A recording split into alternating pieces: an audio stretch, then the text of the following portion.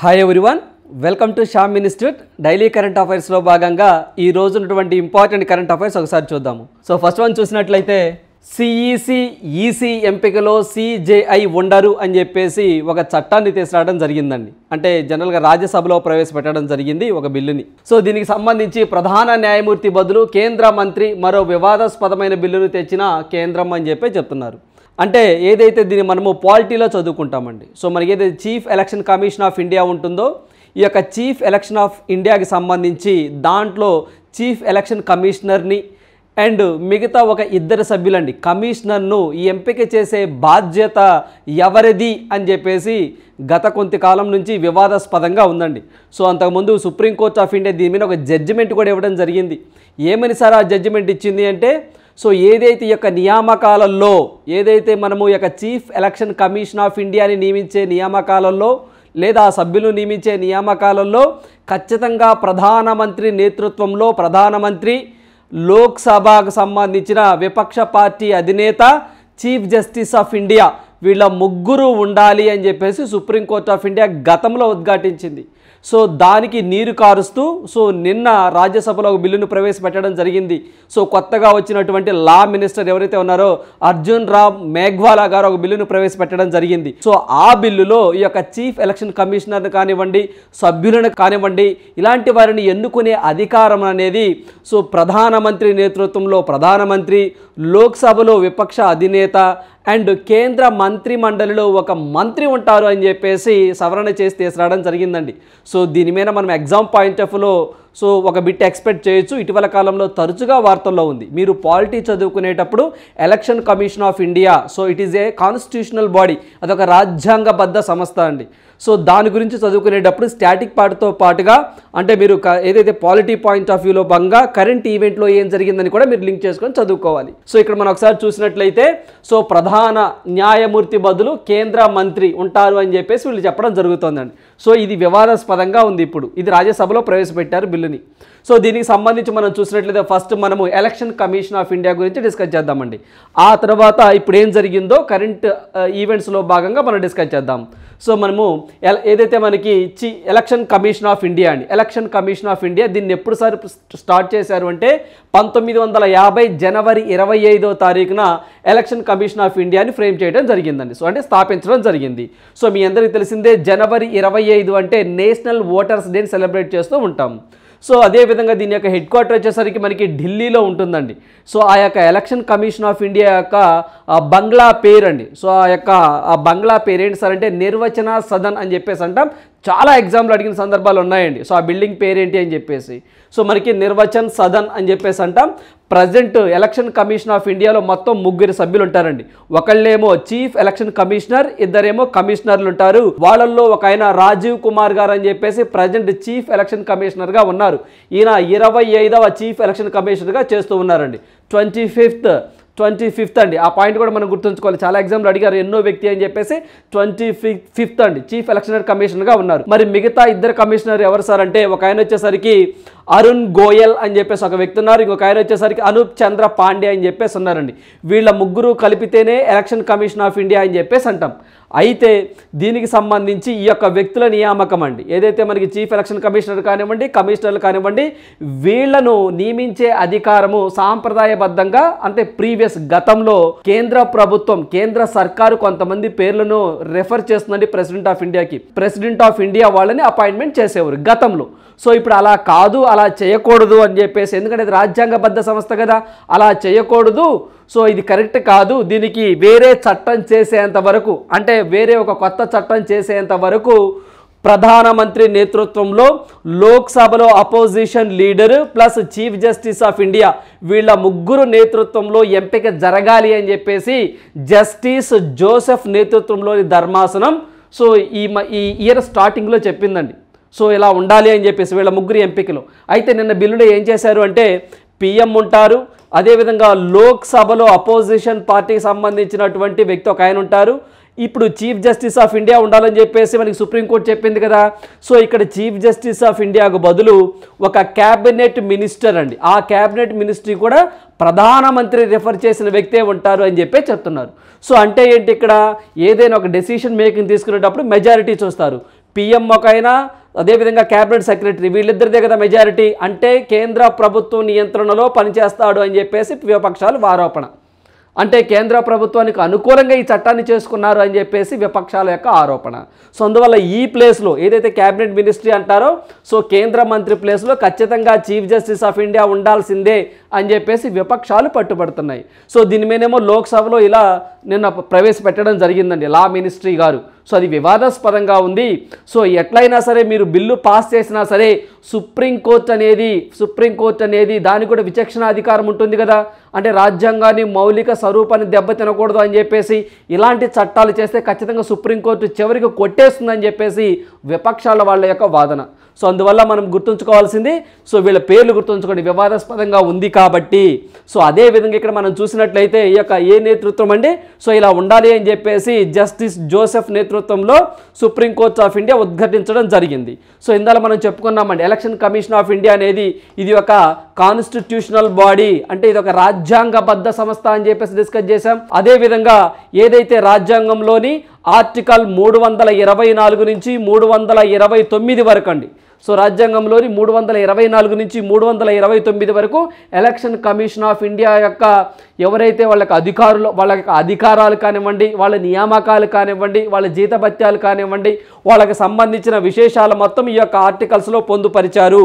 So దీంట్లో భాగంగానే article 324 sub class 2 ప్రకారము సో మనకి ఏదైతే ఈ దీనికి సంబంధించి చీఫ్ ఎలక్షన్ కమిషనర్ ఆఫ్ ఇండియాని నియమించే అధికారం రాష్ట్రపతికి ఉంటుందని, రాష్ట్రపతి నిర్దేశించినటువంటి సభ్యులు ఎన్నిక చేయబడతారు అని చెప్పేసి రాజ్యాంగంలోని ఆర్టికల్ 324 సబ్ క్లాస్ 2 అనేది కూడా తెలుపుతుంది అనే పాయింట్ మనం ఇక్కడ ఎగ్జామ్ పాయింట్ ఆఫ్ వ్యూలో గుర్తుంచుకోవాలి.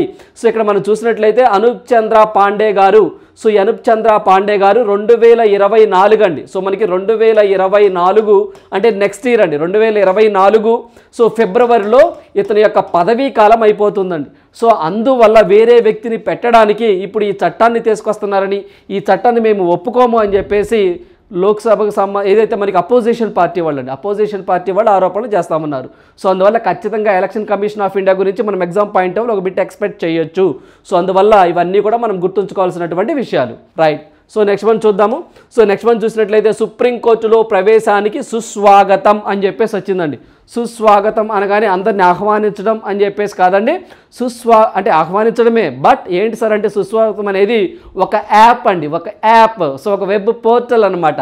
సో దీన్ని నిన్న డివై చంద్రచూడ్ గారు ప్రారంభించడం జరిగిందండి. సో ఇది మనకి డివై చంద్రచూడ్ గారు ప్రారంభించడం జరిగింది. సో ఏంటంటే యాప్ సుస్వాగతం. ఎందుకు సార్ అంటే కేసుల విచారణ నిమిత్తం సుప్రీంకోర్టుకు వచ్చే న్యాయవాదులు, పిటిషనర్లు ఈ పాసులను సులువుగా పొందేందుకు, అంటే ఏదైతే సుప్రీంకోర్టు గడప తొక్కుతారో, సో అంటే న్యాయం కోసము సుప్రీంకోర్టుకు వెళ్ళేటువంటి వ్యక్తులండి, సో వాళ్ళ కోసం న్యాయవాదులు వెళ్తారు, ఇలాంటి వాళ్ళ కోసం పాసులు ఇస్తారండి. అందరినీ ఎలో చేయరండి, లోపలికి కొన్ని పాసులు ఉండాలి, అలాంటి వాళ్ళు మాత్రమే లోపలికి ఎలో చేస్తారు. అలా పాసులు ఇష్యూ చేయాలి అంటే ఈ పోర్టల్ ద్వారా ఇష్యూ చేస్తారట. ఏంటి ఆ పోర్టల్ పేరు? సుస్వాగతం అని చెప్పేసి అంటున్నారు. సో ఈ యొక్క పోర్టల్ను chief justice of India DY Chandrachud గారు ప్రారంభించారు. అంటే మనం ఖచ్చితంగా పోర్టల్స్ గురించి ఒక బిట్ ఎక్స్పెక్ట్ చేయొచ్చండి. సో ఈ ఒక పోర్టల్ ఉంటే ఆ పోర్టల్ ఎందుకు అని, సో ఆ పోర్టల్ ఏ మినిస్ట్రీ కింద పనిచేస్తుందని, దాని యొక్క ముఖ్య ఉద్దేశం ఏంటని చెప్పేసి ఇటీవల కాలంలో 1 or 2 బిట్స్ అడుగుతున్న సందర్భాలు ఉన్నాయి.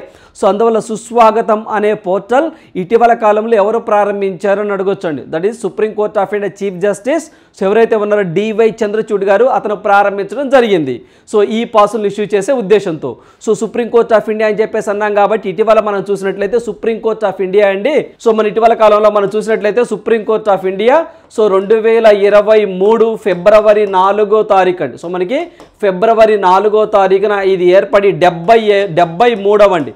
సో మనకి 73వ వ్యవస్థాపక దినోత్సవాన్ని మనము సెలబ్రేట్ చేసుకోవడం జరిగిందండి. అంటే 73వ వ్యవస్థాపక దినోత్సవాన్ని సెలబ్రేట్ చేసాం. సో ఈ యొక్క 73వ వ్యవస్థాపక దినోత్సవానికి ముఖ్య అతిథిగా అండి మనం ముఖ్య అతిథి ఎవరిని పిలిచామండి? సో ఎవరైతే సింగపూర్ కంట్రీకి సంబంధించి చీఫ్ జస్టిస్ ఆఫ్ ఇండియాగా పనిచేస్తున్నారో, సో మనం ఎవరైతే సుప్రీంకోర్టు ఆఫ్ ఇండియా అంటే సింగపూర్ సుప్రీంకోర్టు చీఫ్ జస్టిస్గా పనిచేస్తున్న వ్యక్తి ఎవరైతే ఉన్నారో, సో ఎవరైతే మనకి సుందరేషన్ మీనన్ అని చెప్పేసి అంటామండి. సో మనకి సుందరేషన్ మీనన్ అని చెప్పేసి ఒక ఆయన ఉన్నారండి. ఎవరు సార్ ఈ సుందరేషన్ మీనన్ అంటే ఏదైతే మనకి సింగపూర్ దేశానికి సంబంధించి సుప్రీంకోర్ట్ ఆఫ్ హెడ్ అండి, అంటే సుప్రీంకోర్ట్ ఆఫ్ సింగపూర్ అని చెప్పేసి అంటాం. ఆయన ముఖ్య అతిథిగా రావడం జరిగింది. సో ఈ పాయింట్ కూడా గుర్తుంచుకోండి అండి. ఎప్పటికీ ఫిబ్రవరి 4, 2023న 73వ వ్యవస్థాపక దినోత్సవం సందర్భంగా, సుప్రీంకోర్టు వ్యవస్థాపక సందర్భంగా మనం ముఖ్య అతిథిగా ఇన్వైట్ చేశాం. ఎవరిని ఇన్వైట్ చేశాం? సింగపూర్ సంబంధించినటువంటి సుందరేషన్ మీనన్ అనే వ్యక్తిని మనము ఇన్వైట్ చేశాం. సో ఇదొక పాయింట్ గుర్తుంచుకోండి. అదేవిధంగా రీసెంట్గా, అంటే వెరీ రీసెంట్గా నాల్సా, సో మనకి నాల్సా అని చెప్పేసి అంటామండి, అంటే నేషనల్ లీగల్ సర్వీసెస్ అథారిటీ అని చెప్పేసి పేదలకు న్యాయం చేయాలనే ఉద్దేశంతో దీన్ని ఏర్పాటు చేయడం జరిగిందండి. సో ఈ యొక్క నాల్సాకి హెడ్గా, అంటే ఈ యొక్క నాల్సా బాధ్యతలు చూసేటువంటి హెడ్గా చీఫ్ ఎగ్జిక్యూటివ్గా ఎవరు నియమించారంటే సంజీవ్ కిషన్ కౌల్ అని చెప్పేసి దీని హెడ్గా అండి. సో మనకి సంజీవ్ కిషన్ కౌల్ అని చెప్పేసి ఇతను రావడం జరిగింది. సో ఆ 2 పాయింట్లు కూడా గుర్తుంచుకోండి అండి. సో సుప్రీంకోర్టు ఇటీవల కాలంలో సో మనకి నాల్సా అంటే మనకి నేషనల్ లీగల్ సర్వీసెస్ అథారిటీ అని చెప్పేసి అంటాం, పేదలకు ఉచిత న్యాయాన్ని అందించాలని చెప్పేసి దీన్ని ఏర్పాటు చేయడం జరిగింది.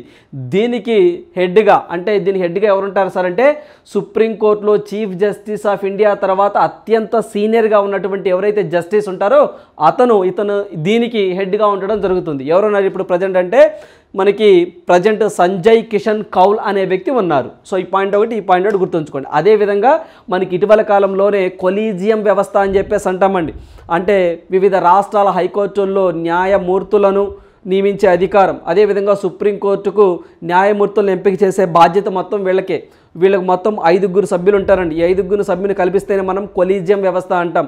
మరి ఒక 5 సభ్యుల్లో కొత్తగా 2 వచ్చారు వెరీ రీసెంట్గా ఈ సంవత్సరంలోనే. మరి వాళ్ళు 2 ప్లస్ అంతకుముందు 3, మొత్తం 5 ఉంటారు. 5 పేర్లు మనం తెలుసుకోవాల్సిందే. వాళ్ళల్లో ఒక ఆయన, అంటే ఆ కొలీజియం వ్యవస్థకు నేతృత్వం వహించే వ్యక్తి ఎవరు సార్ అంటే ప్రజెంట్ డివై చంద్రచూడ్ గారండి. మనకి చీఫ్ జస్టిస్ ఆఫ్ ఇండియా ఉన్నారుగా, 50వ chief justice of India. So అతను ఒక ఆయన. అదేవిధంగా సంజీవ్ కిషన్ కౌల్ అని చెప్పేసి, అదేవిధంగా సంజీవ్ ఖన్నాని, గవాయ్ అని చెప్పేసి, సూర్యకాంత్, వీళ్ళ 5 ప్రజెంట్ కొలీజియంలో ఉన్నటువంటి సభ్యులు అని చెప్పేసి కూడా మీరు గుర్తుంచుకోవాలి. అదేవిధంగా ప్రజెంట్ మనకి 50వ చీఫ్ జస్టిస్ ఆఫ్ ఇండియాగా ఉన్నారండి. ఆయన 2024 నవంబర్లో రిటైర్మెంట్ అవుతారు. ఆ తర్వాత కొత్తగా మనకి 51వ చీఫ్ జస్టిస్గా రావడానికి వేరే వ్యక్తి రాబోతూ ఉన్నారు. అంటే ఆయన టెన్యూర్ గుర్తుంచుకోండి, 2024 నవంబర్లో రిటైర్డ్ అవుతారు. ప్రజెంట్ ఉన్నటువంటి సో ఇతనండి chief justice of India DY Chandrachud garu. So మరి ఇటీవల కాలంలో ఈ యొక్క సుస్వాగతం పోర్టల్ ఇతను ప్రారంభించాడు, సుప్రీంకోర్టు ఆఫ్ ఇండియాకి సంబంధించిందన్నాం. మరి ఇటీవల కాలంలో కొన్ని పోర్టళ్ళు కొన్ని మినిస్ట్రీ వాళ్ళు ప్రారంభించారండి. ఆ మినిస్ట్రీస్ ఏంటో మీకు గుర్తు చేసే ప్రయత్నం చేస్తాను. ఒకసారి ఈ పోర్టల్స్ మీద కూడా మీరు క్విక్ రివిజన్ ఒకసారి చేయండి. సో ఖచ్చితంగా ఎగ్జామ్ పాయింట్ ఆఫ్ వ్యూలో మనం 1 or 2 బిట్స్ ఎక్స్పెక్ట్ చేయొచ్చు. సో ఆ పోర్టల్ అనే యొక్క ముఖ్య ఉద్దేశం ఏంటి, ఆ పోర్టల్ ఏ మినిస్ట్రీ కింద పనిచేస్తుందని ఎగ్జామ్లో అడుగుతారు. లేదా ఏదైనా ఫుల్ ఫామ్ ఉందనుకోండి, ఆ యొక్క పోర్టల్ ఫుల్ ఫామ్ ఏంటి అని చెప్పేసి అడుగుతారు. అలా 3 డిఫరెంట్ యాంగిల్స్లో మనల్ని ఎగ్జామ్లో అడగడానికి ఆస్కారం ఉంటుంది. సో మీరు ఏవైతే కరెంట్ అఫైర్స్ బుక్ అని చెప్పేసి పర్చేజ్ చేశారో మన శ్యామ్ ఇన్స్టిట్యూట్ నుంచి, దాంట్లో 37వ పేజీ అండ్ 38వ పేజీలో ఇలాంటి పోర్టల్స్ ఉన్నాయి. ఒకసారి ఆ పేజీ దగ్గరికి వెళ్ళి ఈరోజు రివిజన్ చేయండి. ఒకసారి ఒక 15 minutes 20 minutes దానికి కేటాయించండి. సో ఖచ్చితంగా ఎగ్జామ్లో మీరు ఒక బిట్ ఖచ్చితంగా అచీవ్ అవుతారు ఈ ఫీల్డ్ నుంచి. సో మనకి గత కాలంలో కొన్ని న్యూస్లోకి వచ్చిన యాప్స్ కొన్ని ఉన్నాయి, అవి మీకు ఇప్పుడు గుర్తు చేసే ప్రయత్నం చేస్తాను. ఒకసారి రీచెక్ చేసుకోండి.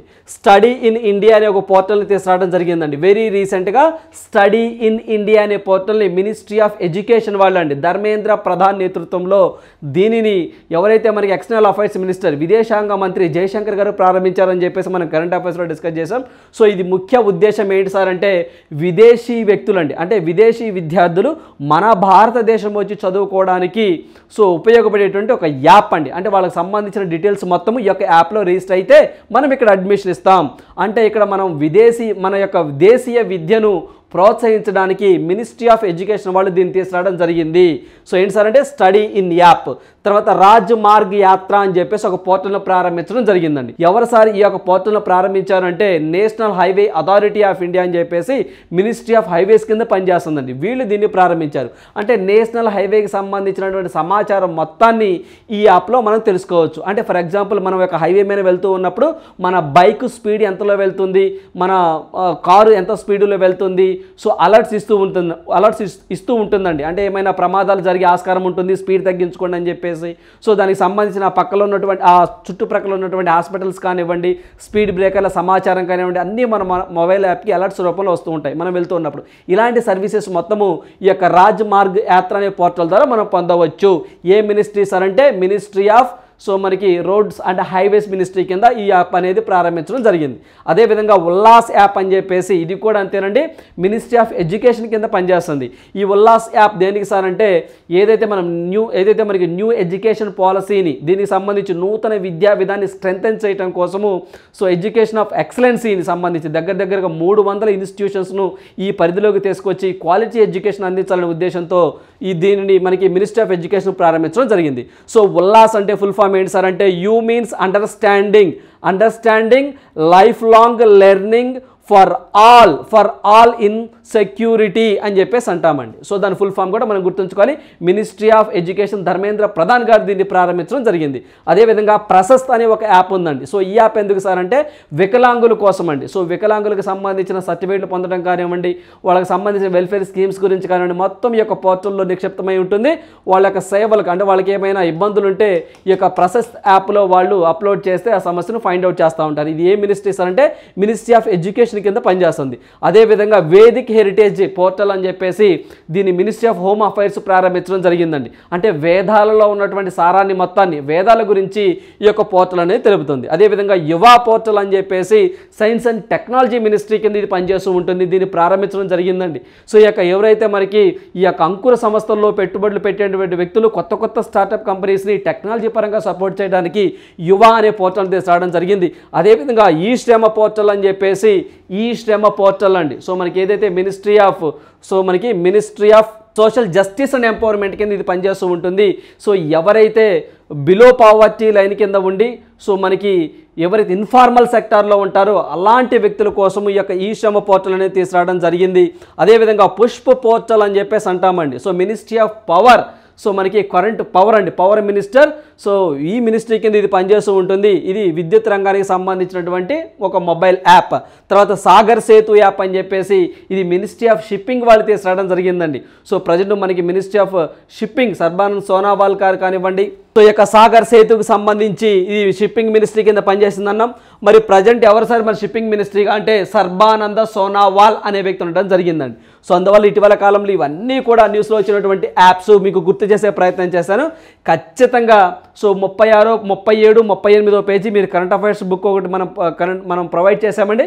సో అక్కడ కొన్ని యాప్స్ ఉన్నాయి, అవి కూడా మీరు చదువుకోండి. వాటితో పాటుగా వెరీ రీసెంట్గా స్టడీ ఇన్ అని చెప్పేసి, రాజ్ మార్గ్ అని చెప్పేసి, ఉల్లాస్ అని చెప్పేసి, ప్రశస్త్, ఇవన్నీ కూడా మనము కరెంట్ అఫైర్స్లో డిస్కస్ చేసుకోవడం జరిగింది. మీరు నోట్ కూడా మేకింగ్ చేసుకోవడం జరిగింది.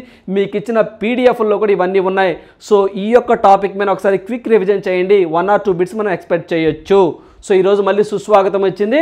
మా సుస్వాగతం అంటే అది కాదు, సుస్వాగతం అంటే పవన్ కళ్యాణ్ గారు సుస్వాగతం సినిమా, అది సినిమా, ఇది యాప్. సుస్వాగతం అనగానే నీకు సుప్రీంకోర్టు గుర్తు రావాలి. సుప్రీంకోర్టు సుస్వాగతం, రైట్. సో నెక్స్ట్ వన్ చూద్దాము. సో నెక్స్ట్ వన్ చూసినట్లయితే జమ్మూ కాశ్మీర్లో నియంత్రణ రేఖ వద్ద పోస్ట్ ఆఫీస్ అని చెప్పేసి ఒక పోస్ట్ ఆఫీస్ న్యూస్లోకి రావడం జరిగిందండి. First post office of India అని చెప్పేసి అంటారు దీన్ని. సో మీకు ఎప్పుడైనా సరే ఎగ్జామ్లో first post office of India ఎక్కడ ఉంది అని అడిగితే దట్ ఈజ్ లదాఖ్లో ఉందని చెప్పేసి గుర్తుంచుకోండి. సో లదాఖ్లో ఉంది. సో ఇది మనం చూసినట్లయితే ఏదైతే మనకి కేరన్ సెక్టార్లోని దీనికి దేశ సరిహద్దులో తొలి పోస్ట్ ఆఫీసుగా సైన్యం నామకరణం చేసింది. ఈ పోస్ట్ ఆఫీసు 1947 నుంచి అండి. సో చూడండి 1947 నుంచి ఇప్పటికీ సేవలు అందిస్తూనే ఉంది. సో ఎక్కడ అని అడుగుతారు, first post office of India ఎక్కడ సార్ అంటే దట్ ఈజ్ కెరన్ లదాఖ్ అని చెప్పేసి మనం చెప్పొచ్చు అండి. సో మనకి లదాఖ్ అని చెప్పేసి మనం చెప్పొచ్చు. జమ్మూ అండ్ కాశ్మీర్, సారీ అండి. సో ఇది మనం చూస్తే జమ్మూ అండ్ కాశ్మీర్. ఇప్పుడు ఏదైతే మనకి Jammu and Kashmir and Ladakh so యూటీగా డివైడ్ అయినాయి కదా. So that is Jammu and Kashmir అండి. జమ్మూ అండ్ కాశ్మీర్లో 1947లో దీన్ని ఎస్టాబ్లిష్ చేయడం జరిగింది. ఫస్ట్ పోస్ట్ ఆఫీస్ ఆఫ్ ఇండియాగా ఇది ఉంటుంది. సో ఈ పాయింట్ గుర్తుంచుకోండి. మరి వీటితో పాటు ఇటీవల కాలంలో ఫస్ట్ అని చెప్పేసి అన్నాం కాబట్టి 3D ప్రింటెడ్ పోస్ట్ ఆఫీస్ అని చెప్పేసి బెంగళూరు కర్ణాటక మీకు గుర్తు రావాలండి. 3D ప్రింటెడ్ పోస్ట్ ఆఫీస్ అని చెప్పేసి సో అదొకటి గుర్తుంచుకోవాలి. అదేవిధంగా ఫ్లోటింగ్ వరల్డ్స్, ప్రపంచంలోనే మొట్టమొదటి ఫ్లోటింగ్ పోస్ట్ ఆఫీస్ అని చెప్పేసి ఉంటుందండి. ఎక్కడ సార్ అంటే అది కూడా అంతే మనకి. సో మనకి దాల్ లేక్ అండి, దాల్ లేక్ కాశ్మీర్లో ఉంటుంది, జమ్మూ అండ్ కాశ్మీర్లోనే ఉంటుంది. సో ఆ 2 పాయింట్ కూడా గుర్తుంచుకోవాలి ఇక్కడ మనం దీనికి సంబంధించి, పోస్ట్ ఆఫీస్కి సంబంధించి. సో ఏంటంటే 3D ప్రింటెడ్ పోస్ట్ ఆఫీస్ వచ్చేసరికి Bengaluru Karnataka, world's only floating post office వచ్చేసరికి దాల్ లేక్ జమ్మూ అండ్ కాశ్మీర్. అదేవిధంగా ఇక్కడ మనకి ఫస్ట్ వచ్చింది కాబట్టి ఫస్ట్ ఇండియన్ విలేజ్ అని చెప్పేసి అంటామండి. ఫస్ట్ ఇండియన్ విలేజ్ అని చెప్పేసి మనకి మానా అనే ఒక విలేజ్ వార్తల్లోకి వచ్చిందండి. ఈ మానా విలేజ్ ఏ రాష్ట్రంలో ఉంటుందంటే దట్ ఈజ్ ఉత్తరాఖండ్లో ఉంటుందండి. సో అంతకుముందు లాస్ట్ విలేజ్ ఆఫ్ ఇండియా అని చెప్పేసి ఉండేది. సో మన సరిహద్దుల్లో ఇప్పుడు దాన్ని ఫస్ట్ ఇండియన్ విలేజ్గా పేరు మార్చారు, మానా.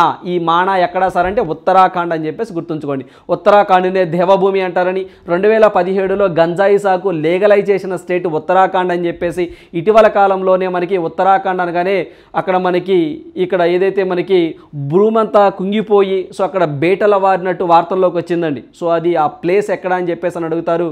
అదేవిధంగా మనము ఆ ప్లేస్ వచ్చేసరికి మనకి అక్కడ మొత్తము భూమి అంతా కృంగిపోయి అక్కడ ఇళ్ళన్నీ బేటల వారినాయని చెప్పేసి ఒక ప్రాంతం వార్తలోకి వచ్చిందండి. జోషి మఠ్ అనే ప్రాంతం వార్తలోకి వచ్చింది. ఈ జోషి మఠ్ అనే ప్రాంతం అనేది ఎక్కడ ఉంది అంటే దట్ ఈజ్ ఆల్సో ఉత్తరాఖండ్ అని చెప్పేసి అంటాం. సో ఉత్తరాఖండ్లోనే మనకి ఏదైతే మనకి అక్కడ మనకి Kedarnath temple, Badrinath temple, Yamunotri, Gangotri, ధరీదేవి temples ఇవన్నీ కూడా మనకి అక్కడ ఉత్తరాఖండ్లోనే ఉంటాయి. ఇవి కూడా మనం గుర్తుంచుకోవాలి. సో వీటితో పాటుగా లాస్ట్ విలేజ్ ఆఫ్ ఇండియా అని చెప్పేసి అంటామండి. సో అది మనం కిబీతు అని చెప్పేసి అంటాం. కిబీతు ఇది ఎక్కడ ఉంటుంది సార్ అంటే మనకి అరుణాచల్ ప్రదేశ్లో ఉంటుందండి. సో అక్కడే మనకి వైబ్రెంట్ విలేజ్ ప్రోగ్రామ్ అని చెప్పేసి అమిత్ షా గారు ప్రారంభించడం జరిగింది. సో ఏవైతే నార్త్ ఈస్ట్ స్టేట్లో కొన్ని గ్రామాలు ఉంటాయో ఆ సరిహద్దు గ్రామాలన్నింటినీ కూడా మేము అభివృద్ధి చేస్తాము అని చెప్పేసి వైబ్రెంట్ విలేజ్ అనే కార్యక్రమాన్ని అక్కడ అమిత్ షా గారు ప్రారంభించడం జరిగింది. సో అందువల్ల ఫస్ట్ అనే పాయింట్లో సో ఇవి వచ్చేసరికి విలేజెస్ గుర్తుంచుకోండి. ఈ 2 పోస్ట్ ఆఫీసెస్ గుర్తుంచుకోండి. 3D ప్రింటెడ్ పోస్ట్ ఆఫీస్ ఒకటి అండ్ ఫ్లోటింగ్ పోస్ట్ ఆఫీస్ ఒకటి. సో ఫ్లోటింగ్ అయితే మాత్రం Ladakh Jammu and Kashmir, 3D printed అయితే మాత్రము so that is Bengaluru Karnataka. Right. అదేవిధంగా మనం రీసెంట్గా మనం చూస్తే పోస్ట్ ఆఫీస్ వచ్చింది కాబట్టి ఎటు న్యూస్లోకి యూనివర్సల్ పోస్టల్ యూనియన్ అని చెప్పేసి దీని యొక్క ప్రాంతీయ కార్యాలయాన్ని ఇటీవల కాలంలో మనకి ఢిల్లీలో ప్రారంభించడం జరిగిందండి. సో మనకి ఢిల్లీలో ప్రారంభించడం జరిగింది గుర్తుంచుకోండి. ఎందుకంటే పోస్టల్ సర్వీసెస్ను అందించడం దీని యొక్క ముఖ్య ఉద్దేశం. యూనివర్సల్ పోస్టల్ యూనియన్ అని చెప్పేసి అంటాం. దీని ప్రధాన ప్రాంతీయ కార్యాలయం ఎక్కడ సార్ అంటే Delhi. Right. So next one చూద్దాము. సో నెక్స్ట్ వన్ చూసినట్లయితే బాయ్ ఎక్సలెన్స్ సెంటర్ కోచ్గా ముల్యో హోండోయో అని చెప్పేసి వచ్చాడండి. సో ఇతను వచ్చేసరికి ఇండోనేషియా కంట్రీకి సంబంధించిన వ్యక్తి అండి. సో మనకి మూల్యో హోండోయో అని చెప్పేసి సో ఇతని గురించి ఏంటో చూద్దాం ఒకసారి. ఏదైతే మనకి అస్సాం రాష్ట్ర ప్రభుత్వంతో కలిసి భారత బ్యాడ్మింటన్ సంఘం అండి. సో దాన్ని మనం షార్ట్ ఫామ్లో బాయ్ అని చెప్పేసి అంటాం. సో ఇది గువాహటీలో కొత్తగా నేషనల్ సెంటర్ ఆఫ్ ఎక్సలెన్స్ అని చెప్పేసి ఒక నేషనల్ సెంటర్ ఆఫ్ ఎక్సలెన్స్ అని చెప్పేసి ఒక పెద్ద స్టేడియం అండి, ఒక ఎక్సలెన్సీ లాంటి దాన్ని ప్రారంభించడం జరిగింది. ఎవరు? సో మనకి యొక్క భారత బ్యాడ్మింటన్ సంఘం వాళ్ళు అండ్ అస్సాం రాష్ట్ర ప్రభుత్వంతో ఏర్పాటు చేశారు. సో ఆ యొక్క ఎక్సలెన్సీకి హెడ్గా అంటే మనకి హెడ్గా ఎవరు వచ్చేస్తారో హెడ్ కోచ్గా సో ఇతనండి మూల్యో హాండోయో అనే వ్యక్తి రావడం జరిగింది. ఇతను ఏ కంట్రీకి సంబంధించిన సార్ అంటే ఇండోనేషియా కంట్రీకి సంబంధించిన వ్యక్తి. సో పాయింట్ గుర్తుంచుకోండి. సో ఇక్కడ మనం మనకి బాయ్ అని వచ్చింది కాబట్టి దీనికి సంబంధించి కొన్ని పాయింట్లు గుర్తుంచుకోవాలండి ఖచ్చితంగా.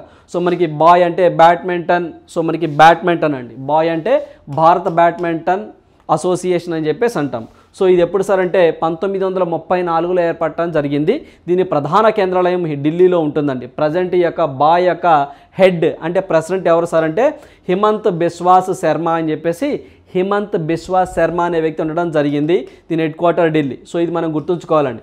ఎందుకంటే మనకి బాయ్ అంటే భారత బ్యాడ్మింటన్ సంఘం అని చెప్పేసి అంటాం. దాన్ని షార్ట్ ఫామ్లో బాయ్ అంటాం. అదే మనము షార్ట్ ఫామ్లో భారత్ బ్యాడ్మింటన్ ఆఫ్ ఇండియా అని సో మనకి భారత్ బ్యాడ్మింటన్ ఇన్స్టిట్యూట్ లేదా అసోసియేషన్ అని కూడా అనొచ్చండి, కొన్ని సందర్భాల్లో అనొచ్చు. సో ఇది మనం చూస్తే 34 ఎస్టాబ్లిష్డ్. సో ఇవన్నీ దీనికి సంబంధించిన బ్యాక్గ్రౌండ్. దీనికి సంబంధించి ఈ యొక్క బ్యాడ్మింటన్ అసోసియేషన్ వాళ్ళు ఒక సెంటర్ ఆఫ్ ఎక్సలెన్సీని ఇటీవల కాలంలో ఎక్కడ ప్రారంభించారంటే గువాహటి అస్సాం. సో దానికి హెడ్ కోచ్గా ఎవరిని నియమించారు అంటే మనకి మూల్యో హాండోయినో. ఇతను ఏ కంట్రీకి సంబంధించిన వ్యక్తి సార్ అంటే ఇండోనేషియా కంట్రీకి సంబంధించినటువంటి వ్యక్తి. ఈ పాయింట్లు గుర్తుంచుకోండి. మరి అదే కాకుండా ఇటీవల కాలంలో ఒక స్పోర్ట్స్ వ్యక్తి పేరిచ్చి ఇతను ఏ రంగానికి సంబంధించిన వ్యక్తి అని చెప్పేసి అడుగుతున్నారు ఎగ్జామ్స్లో. చాలా ఎగ్జామ్లో అండి ఖచ్చితంగా ఒక బిట్ అడుగుతున్నారు, గ్రూప్ 4, గ్రూప్ 1, గ్రూప్ 2. సో ఏ ఎస్ఐ కానిస్టేబుల్ ఏ ఎగ్జామ్లో అయినా సరే ఒక వ్యక్తి పేరిచ్చి, ఒక స్పోర్ట్స్ వ్యక్తి పేరిచ్చి ఇతను ఏ ఆటకు సంబంధించిన వ్యక్తి అని చెప్పేసి అడుగుతున్నారు. ఇప్పుడు ఎటు బ్యాడ్మింటన్ వచ్చింది కాబట్టి ఈ బ్యాడ్మింటన్కి సంబంధించి కొంతమంది ప్లేయర్ని ఇక్కడ మీకు గుర్తు చేసే ప్రయత్నం చేస్తాను. ఒకసారి చూడండి. సో మనకి శ్రీకాంత్ కిదాంబి అని చెప్పేసి అంటామండి, శ్రీకాంత్ కిదాంబి అని చెప్పేసి, సో పివి సింధు అని చెప్పేసి, లక్ష్య సేన్ అని చెప్పేసి, అదేవిధంగా సమీర్ వర్మ, సాయి ప్రణీత్, ప్రకాష్ పదుకునే అని చెప్పేసి ఉంటారండి.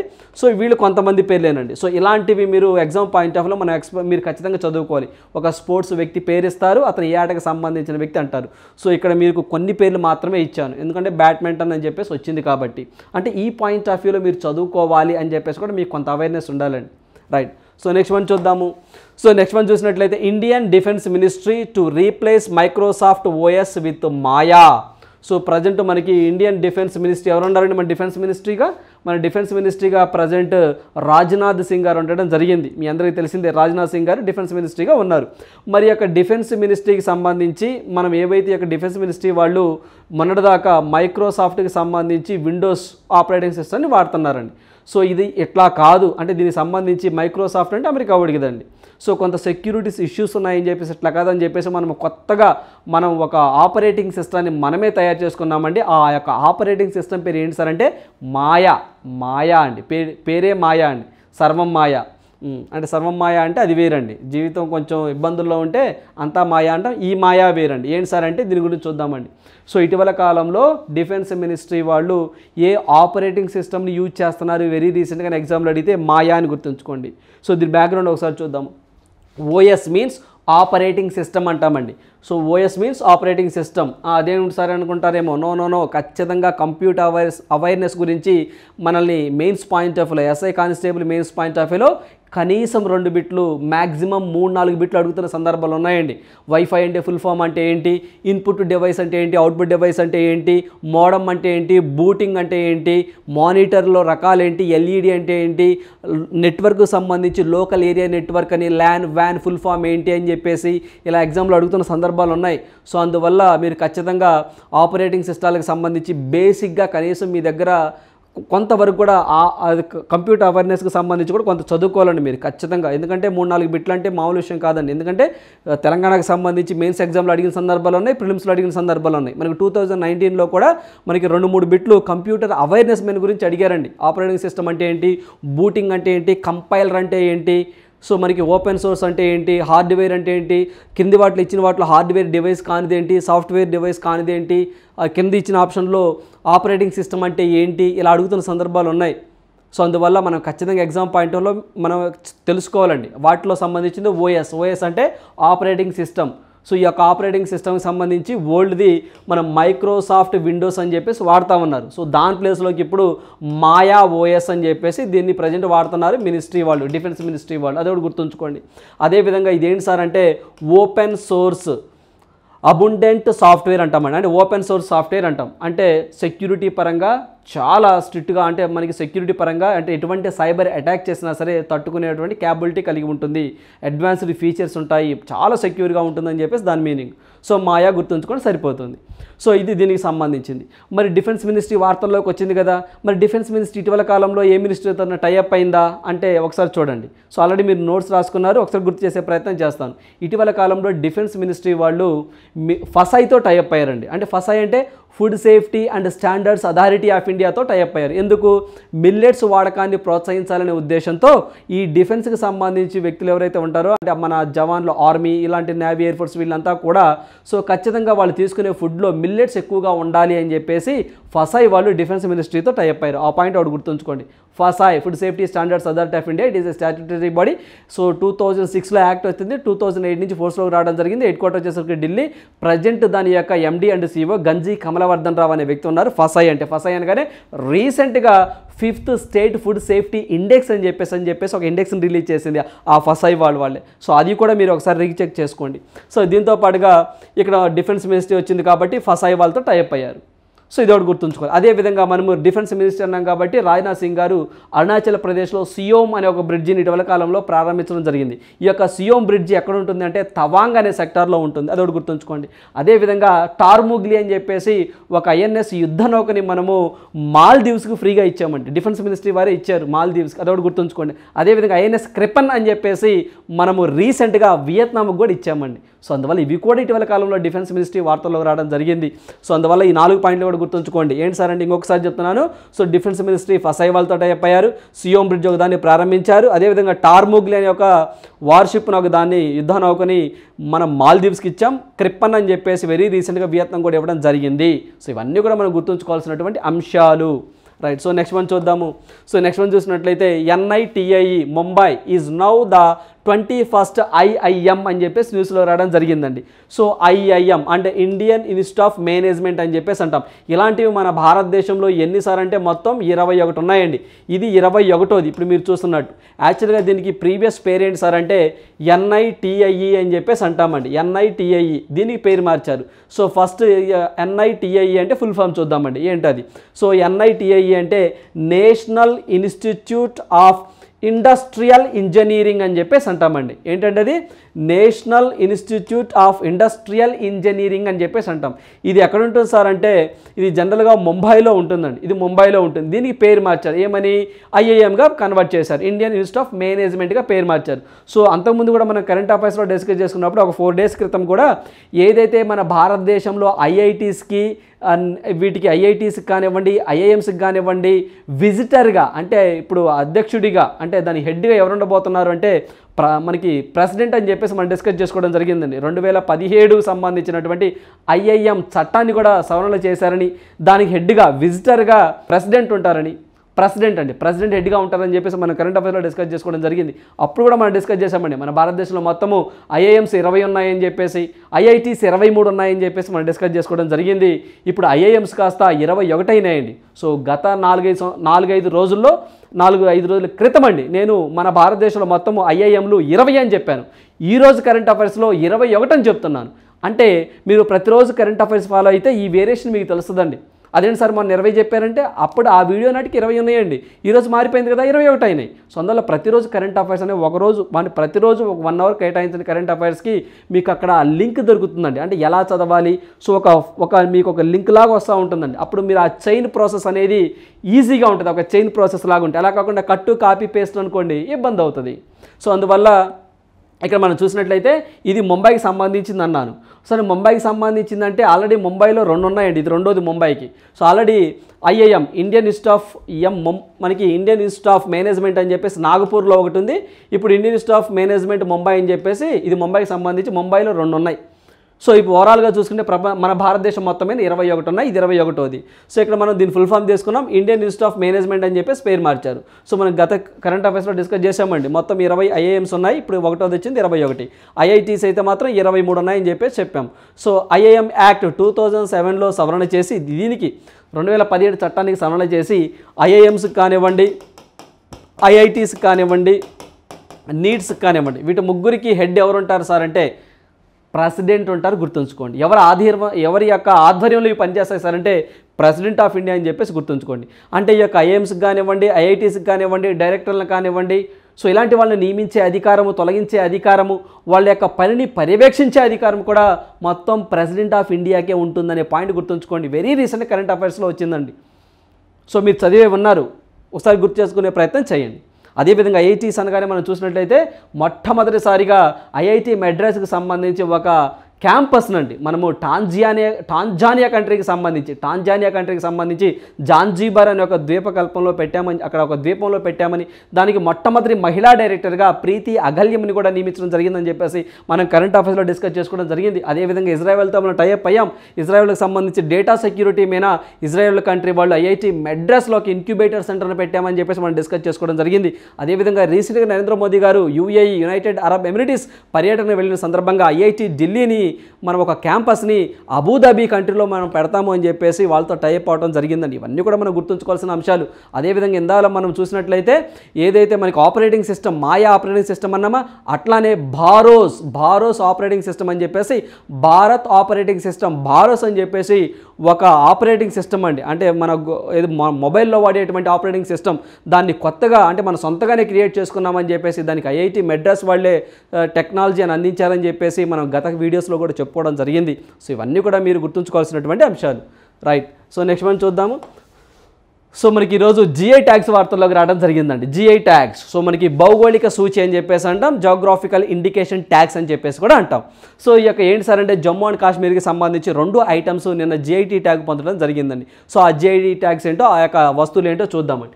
సో ఇక్కడ Jammu and Kashmir's Rajouri chikri wood craft. So ఇదండి మీరు ఇక్కడ పిక్లో చూస్తున్నారండి. సో మనకి వుడ్తో తయారు చేసినటువంటివి ఏవైతే దువ్వెన్లు కానివ్వండి, సో మనకి ఇవి స్పోక్స్ కానివ్వండి, ఇలాంటి ఐటమ్స్ అండి, అంటే చేత్తో తయారు చేసినటువంటివి. అంటే రాజౌరి అనేది ఒక డిస్టిక్ అండి, జమ్మూ అండ్ కాశ్మీర్లో ఒక డిస్టిక్ అండి, వాళ్ళకి సంబంధించి రాజౌరి చిక్రీ వుడ్ క్రాఫ్ట్స్ అని చెప్పేసి అంటాం. సో ఇదొక ఐటమ్. అదేవిధంగా ఇంకోటి వచ్చేసరికి ముష్క్ బుడ్జి. సో మనకి ముష్క్ బుడ్జి రైస్ అని చెప్పేసి, సో అది కూడా ఒక ప్రాంతం పేరండి. సో వీటికి సంబంధించిన రైస్. సో ఈ రెండింటికి జిఐ ట్యాగ్స్ ఇవ్వడం జరిగిందండి. సో జిఐ ట్యాగ్ ఇవ్వడం జరిగింది, గుర్తుంచుకోండి. సో నిన్నేనండి. మరి జమ్మూ అండ్ కాశ్మీర్కి సంబంధించి మార్చిలో అండి, సో 2023 మార్చిలో కూడా 2 ఐటమ్స్కి జిఐ ట్యాగ్స్ ఇవ్వడం జరిగింది. ఏంటి సార్ ఆ 2 ఐటమ్స్ అంటే బసోహిల్ పెయింటింగ్స్ అని చెప్పేసి అంటామండి. సో ఏంటివండి అవి? బసోహిల్ పెయింటింగ్స్ అని చెప్పేసి, లదాఖ్ వుడ్ కర్వింగ్ అని చెప్పేసి, ఈ రెండింటికి కూడా మార్చి 2023లో జిఐ ట్యాగ్ ఇవ్వడం జరిగింది. సో ఈ యొక్క జిఐ ట్యాగ్స్ ఇవ్వడంలో నాబార్డ్ వాళ్ళ కృషి బాగా ఉందని చెప్పేసి కూడా వీళ్ళు చెప్తా ఉన్నారు. సో అందువల్ల ఈ 4 గుర్తుంచుకోండి అండి, వెరీ రీసెంట్గా జమ్మూ అండ్ కాశ్మీర్లో. మరి అదేవిధంగా చూసినట్లయితే ఇక్కడ మన జిఐ ట్యాగ్ వచ్చింది కాబట్టి ఈ జిఐ ట్యాగ్కి సంబంధించి ఇవి వచ్చేసరికి వెరీ రీసెంట్ అండి. మరి మన భారతదేశంలో మొట్టమొదటిసారిగా జిఐ ట్యాగ్ పొందినటువంటి ఐటమ్ ఏంటంటే సార్ డార్జిలింగ్ టీ అని చెప్పేసి అంటామండి, వెస్ట్ బెంగాల్. గుర్తుంచుకోండి, వెస్ట్ బెంగాల్. మరి మన ఆంధ్రప్రదేశ్లో మొట్టమొదటిసారిగా జిఐ ట్యాగ్ పొందిన ఐటమ్ ఏది అంటే మనకి ఏదైతే శ్రీకాళహస్తి కలంకరీ వస్తువులు అని చెప్పేసి అంటామండి. So Srikalahasti kalamkari very very important మన ఏపీ విషయం తీసుకుంటే. సో ఓవరాల్గా ప్రపంచంలో మొట్టమొదటిది అయితే మాత్రము డార్జిలింగ్ టీ అండి, వెస్ట్ బెంగాల్. ఎప్పుడు సార్ అంటే సో మనకి ఇది వెస్ట్ బెంగాల్లో తీసుకోవడం జరిగిందండి, వెస్ట్ బెంగాల్లో తీసుకోవడం జరిగింది మొట్టమొదటిసారిగా అంటే 2004 ఆ టైంలో. సో ఆ తర్వాత మనకి ఏపీ అండి. సో మనకి ఏపీ చూస్తే శ్రీకాళహస్తి కలంకరీ ఐటమ్స్. తర్వాత మరి తెలంగాణ ఏంటి సార్ అంటే ఇకత్ శారీ అండి, ఇకత్ చీర అంటాం. వెరీ రీసెంట్గా నరేంద్ర మోదీ గారు అమెరికా పర్యటనకు వెళ్ళినప్పుడు జిల్ బైడెన్ అని చెప్పేసి ఒక ఆమె ఉంటుందండి, జిల్ బైడెన్, జో బైడెన్ గారి యొక్క వైఫ్, ఆమెకి ఈ చీరనే ఇకత్ శారీనే నరేంద్ర మోదీ గారు సపరేట్గా ప్యాకింగ్ చేసుకెళ్ళి ఆమెకి ఇచ్చాడండి. బాగుంటుంది, కట్టుకోండి మేడం గారు అని చెప్పేసి. సో అందువల్ల ఈ తెలంగాణకు సంబంధించి మొట్టమొదటి జిఐ ట్యాగ్ అయితే మాత్రం ఇకత్ చీర, ఆంధ్రప్రదేశ్కి సంబంధించి శ్రీకాళహస్తి కలంకరీ, సో ఫస్ట్ వచ్చేసరికి Darjeeling tea, West Bengal. So AP గురించి ఇంకో పాయింట్ చెప్పుకోవాలంటే వెరీ రీసెంట్గా ఆత్రేయపురం పూతరేకులు అని చెప్పేసి మన కోనసీమ డాక్టర్ బిఆర్ అంబేద్కర్ గారి జిల్లాకు సంబంధించిందండి. సో అక్కడ ఆత్రేయపురం పూతరేకులకు కూడా వెరీ రీసెంట్గా ఈ సంవత్సరంలోనే పూతరేకులకి జిఐ ట్యాగ్ ఇవ్వడం జరిగింది. సో ఆ పాయింట్ కూడా గుర్తుంచుకోండి అండి. రైట్, వీటితో పాటు ఇవి కూడా గుర్తుంచుకోవాలి. మరి దీనికి సంబంధించి ఇవి మరి జిఐ ట్యాగ్ వచ్చింది కాబట్టి ఈ యొక్క జియోగ్రఫికల్ ఇండికేషన్ యాక్ట్ ఎప్పుడు వచ్చింది సార్ అంటే 1999లో రావడం జరిగింది, గుర్తుంచుకోండి. యాక్ట్ 99, బట్ ఫోర్స్లోకి వచ్చింది మాత్రము 2003 అండి. సో 2003 నుంచి జిఐ ట్యాగ్స్ ఇస్తా ఉన్నారు. సో ఆ పాయింట్ ఒకటి గుర్తుంచుకోండి. ఒక ఐటమ్కి జిఐ ట్యాగ్ తీసుకున్న తర్వాత దాని యొక్క టెన్యూర్ వ్యాలిడిటీ ఎన్ని సంవత్సరాలు సార్ అంటే 10 ఇయర్స్ గుర్తుంచుకోండి.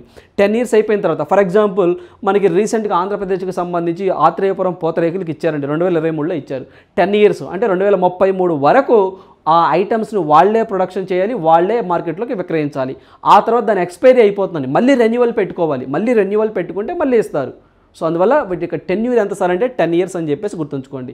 అదేవిధంగా ఇది ఏ మినిస్ట్రీ కింద పనిచేస్తుంది సార్ అంటే మినిస్ట్రీ ఆఫ్ కామర్స్ వాళ్ళు ఇస్తారండి ఈ యొక్క ఇండికేషన్స్, గుర్తుంచుకోండి. మనకు జియోగ్రఫికల్ ఇండికేషన్ అని చెప్పేసి ఇది ఏ మినిస్ట్రీ వాళ్ళు ఇస్తారు సార్ అంటే మినిస్ట్రీ ఆఫ్ కామర్స్. ఈ యొక్క జియోగ్రఫికల్ ఇండికేషన్ సంబంధించినటువంటి ఆఫీస్, రీజనల్ ఆఫీస్ మన భారతదేశంలో ఎక్కడ ఉంది సార్ అంటే హెడ్ క్వార్టర్ చెన్నై, తమిళనాడులో ఉంది. సో ఇవన్నీ కూడా మన ఎగ్జామ్ పాయింట్ ఆఫ్ వ్యూలో గుర్తుంచుకోవాల్సినటువంటి అంశాలు. రైట్, సో నెక్స్ట్ వన్ చూద్దాం. సో నెక్స్ట్ వన్ చూసినట్లయితే భారతదేశము ఏ దేశానికి 7 లక్షల US డాలర్స్ అండి గ్రాంట్తో స్వచ్ఛమైన నీటి ప్రాజెక్టుకు మద్దతు ఇస్తుంది అని చెప్పేసి అంటున్నాం. సో ఏ కంట్రీ అండి? That is Tuvalu. సో మీ అందరికీ తెలిసిందే తువాలు దేశం అండి, ప్రపంచంలోని మొట్టమొదటి డిజిటల్ దేశం. రైట్, సో ఇవన్నీ ఈరోజు ఉన్నటువంటి ఇంపార్టెంట్ కరెంట్ అఫైర్స్. సో ప్రతి అభ్యర్థి కూడానండి, మళ్ళీ 1కి 2 సార్లు చెప్తున్నాం, ప్రతి అభ్యర్థి కూడా మనం ఏమైతే ప్రతిరోజు మనము టెస్టులు కండక్ట్ చేస్తున్నాము, సండే గ్రాండ్ టెస్టులు పెడుతున్నాము, మీకు పీడిఎఫ్ రూపంలో కరెంట్ అఫైర్స్ అందిస్తున్నాము, ఫ్రీగా మీకు విత్ కంటెంట్తో వీడియోస్ అందిస్తున్నాము. ఇవన్నీ మీ యొక్క విజయానికి దోహదపడతాయండి. సో ఇవి చదువుకోండి, మీకు ఖచ్చితంగా మెయిన్స్ పాయింట్ ఆఫ్ వ్యూలో ఉపయోగపడతాయి. అంతే తప్ప మళ్ళీ ఈ టైంలో మీకు మార్కెట్లో కనిపించే ప్రతి ఒక్క బుక్, ప్రతి ఒక్క వీడియో చూస్తే సో కొంత ఇబ్బందికరమైన వాతావరణం ఉంటుంది. సో దాన్ని కొంచెం అర్థం చేసుకోండి. సో ఖచ్చితంగా ఇవన్నీ కూడా మీ యొక్క విజయానికి దోహదం చేస్తాయి. So thank you, all the best.